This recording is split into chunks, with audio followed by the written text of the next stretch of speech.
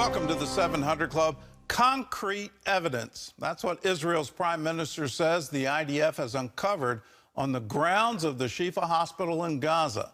He says key terror leaders were hiding in the hospital and hostages were also held captive there. The Israeli military has recovered the bodies of 2 of those hostages. CBN Middle East correspondent Julie Stahl has the details from Jerusalem. The Israel Defense Forces discovered an operational terror tunnel shaft on the grounds of the Shifa hospital. Israel has been saying tunnels under the hospital are part of a Hamas terror command center. The White House also says U.S. intelligence shows Hamas was using the medical facility to protect a key command center. Hamas denies Israel's claims, but the Israeli military also says it found photos and videos of hostages on laptop computers in the Shifa hospital.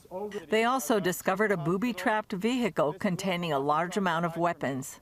We found a vehicle filled with ammunition, RPGs, AK-47s. We see handcuffs, knives, preparation for taking hostages from Israel on the attack of October 7th.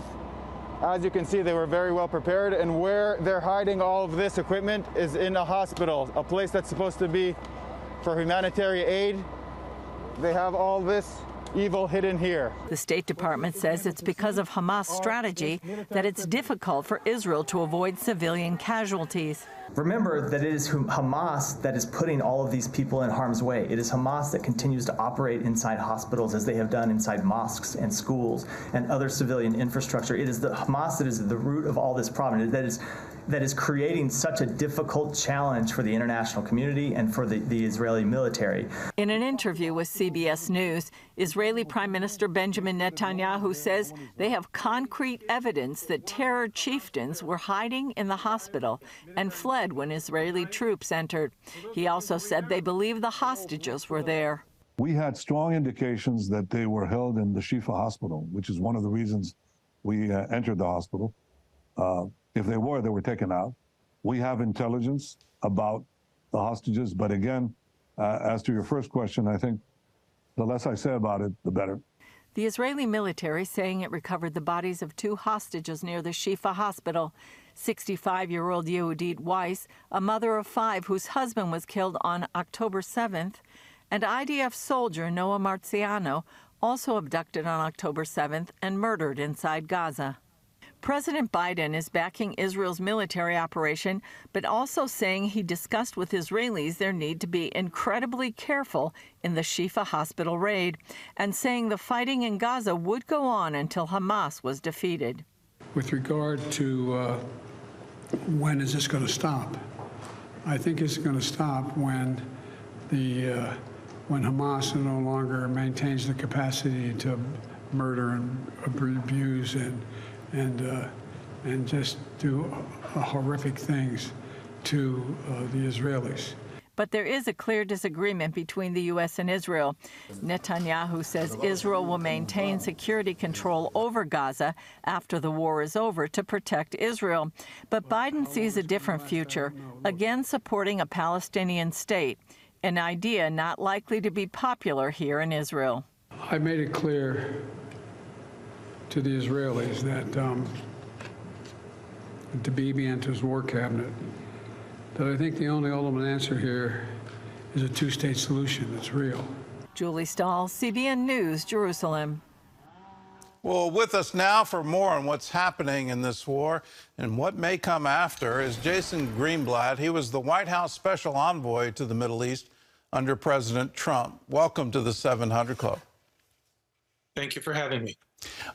What's your assessment of how Israel is handling the war? There seems to be a lot of critique, whether from the UN or from other Arab nations. What's your take? Well, first of all, the UN has just about zero credibility when it comes to Israel. We've seen that over decades of statements and resolutions coming out of the UN. I think they're doing the best job that they possibly can when they're fighting an enemy who is embedded within civilian society, within civilian infrastructure, a terrorist group who cares nothing about human life, not Israelis, obviously, and even not Palestinians. So I think they're doing as good a job as they can under extraordinarily challenging circumstances. Well, President Biden just asked for a two-state solution, which I'm kind of amazed that in the middle of this he's saying that. My point of view is, frankly, an old one. The Arabs have never refused an opportunity to refuse an opportunity.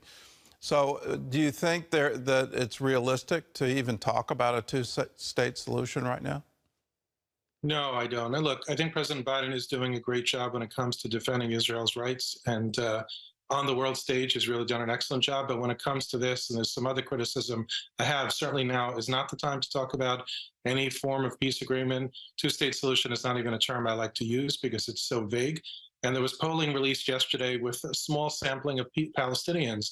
But it's a very dismal poll, which shows that most Palestinians either support what happened on October 7th, the atrocious barbaric attacks, or they want one state just themselves with no state of Israel. So the polling suggests that President Biden is way off on this. And regardless, it's going to take a long time to build trust and to assure Israel that something like this can never happen again.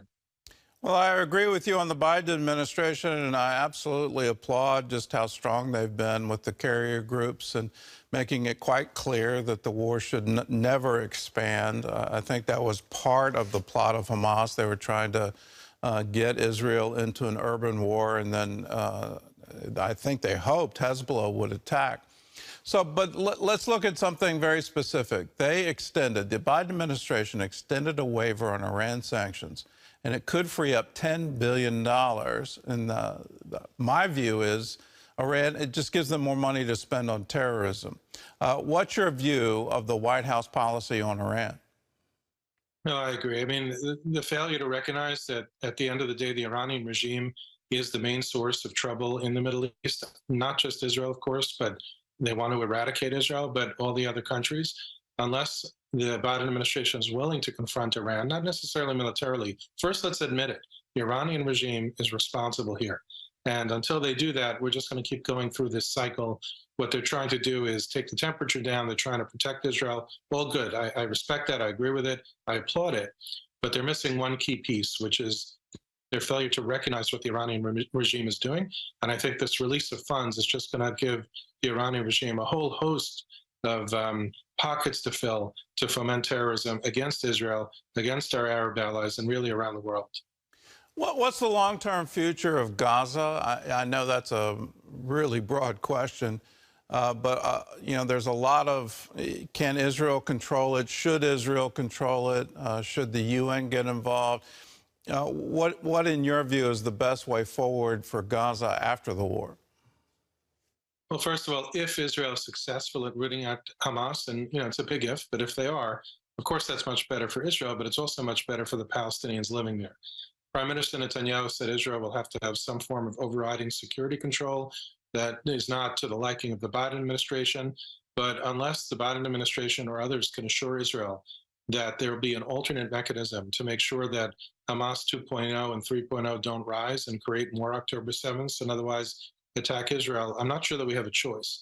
I don't think the UN can be trusted. I don't think they should be involved.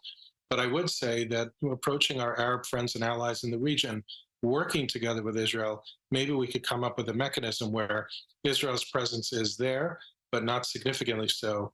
The Arabs are helping to build and secure Gaza, and Palestinians could thrive and prosper until I should say, maybe there'll be a full-blown peace agreement with Israel down the road, and then all Palestinians could thrive and prosper.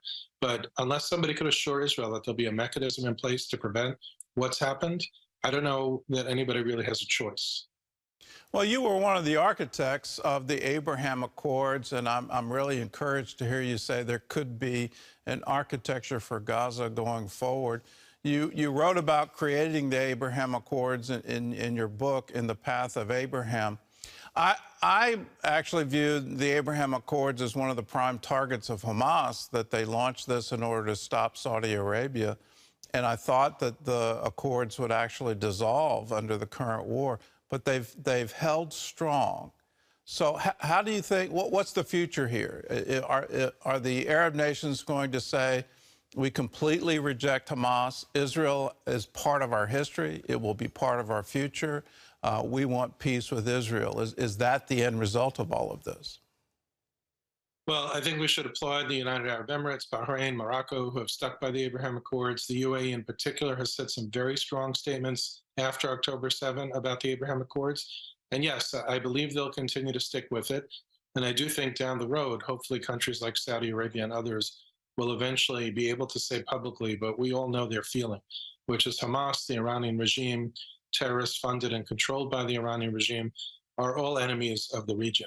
And unless and until we root all of them out, and Saudi Arabia could continue with its plans, and the UAE and all these countries that have these amazing things going on, none of them are safe. Maybe a little bit more safe than Israel, but none of them are safe, while Hamas and the Iranian regime are running around, and Hezbollah and the Houthi terrorists as well. Well, Jason Greenblatt, thanks so much for being with us. Thanks for all your work for peace in the region. And I pray that your vision of Gaza in the future can actually come to pass. And I encourage you, keep speaking that, keep speaking hope for this region. We need it now more than ever. Thanks for having me. Well, first the walls started shaking, and then Yafim and his wife began shaking too. The terror of living under rocket fire scared their 3-year-old daughter the most. She began to shut down, had trouble sleeping. Today, thanks to you, she and her family are calm and safe. The Iron Dome missiles exploded very close. Everything in the house was shaking. Yafim and his family live outside the mandatory evacuation zone near the Gaza border, but they quickly realized they were still in danger. One day there wasn't even a siren, we just heard the sound of rockets. And we stood in the corridor in the house. We didn't even manage to get out of the house. The walls started vibrating and we are vibrating too. We heard the sound of breaking glass. The missile hit our neighboring entrance. Community leaders encouraged them to leave. We didn't want to because we love our home. It's our home. It's hard to leave. It is unclear when all of this will end. When to wait, how long to wait. After weeks of heavy rocket bombardment and combat near their home, Yafim and his wife chose to go to Eilat to rest. For a few days we want a distraction because the atmosphere is oppressive. I see when the child is scared. The wife worries about everything. I had to do something, but you can't do anything. Thanks to support from donors like you, Yafim and his family are safe away from the fighting. Everyone is getting much needed rest, including their 3-year-old daughter. She brings joy. She started to rejoice. Back in Ashkelon, she started to shut down. She had never been like this before. She always started to sleep like this. She sleeps here peacefully. Her hands like this. It's quiet here. Moral support is felt. Volunteers spend a lot of time with the child. Thank you very much because we're able to feel this world again where rockets and planes are not buzzing. It's wonderful to see people being helped and being helped by you. If you want to be a part of it, all you have to do is call us, 1-800-700-7000. Say, I want to contribute to CBN Israel. I want to help the evacuees. I want to help the people that were underneath those rockets, the aftermath of this horror of October 7th, and where we need to be with them, and we need to be with them long term. So if you want to be a part of that, give us a call, 1-800-700-7000. Say, I want to give to CBN Israel. You can write to us at CBN Center, Virginia Beach, Virginia, 23463. Just put CBN Israel on the memo line of a check. You can also go to cbn.com. When you are on the donation page there, you can designate your gift to CBN Israel. You can also text CBN Israel to 71777. Do it now, 1-800-700-7000.